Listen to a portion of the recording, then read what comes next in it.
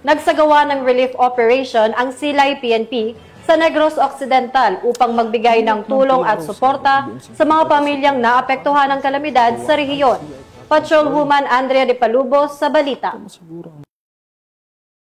Iwan ng serbisyong may malasakit at talinsunod sa PNP core value na makatao, nagsagawa ang Silay Component City Police Station ng isang makabuluhang relief operation para sa mga pamilyang naapektuhan ng Bagyong Tino at Bagyong Uwan sa lungsod ng La Carlota, Negros Occidental nitong ika-14 ng Nobyembre taong kasalukuyan.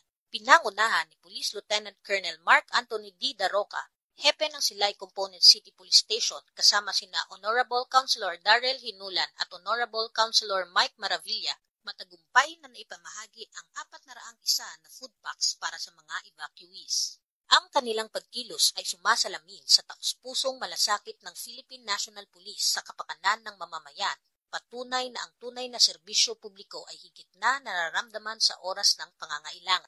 Nakibahagi rin sa nasabing aktibidad ang Special Action Force sa Gay Component City Police Station sa pangunguna ni Police Lieutenant Colonel Alvimar M. Flores at La Carlota Component City Police Station na pinamumunuan ni Police Lieutenant Colonel Eduardo B. Corpus.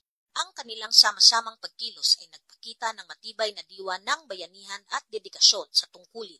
Higit pa sa pamamahagi ng tulong, ang aktibidad na ito ay nagpapatunay ng misyon ng PNP na maging sandigan ng mamamayan sa gitna ng sakuna, maging tagapagatid ng seguridad, at maging inspirasyon ng pag-asa. Ang kanilang presensya sa bawat komunidad ay paalala na hindi nag-iisa ang publiko. May kapulisan na handang mag-alay ng serbisyo na may malasakit at integridad. Ang relief operation na ito ay hindi lamang simpleng pamamahagi ng ayuda. Ito ay malinaw na pagpapakita ng pangako ng Philippine National Police na maglingkod ng tapat, makatao at may puso.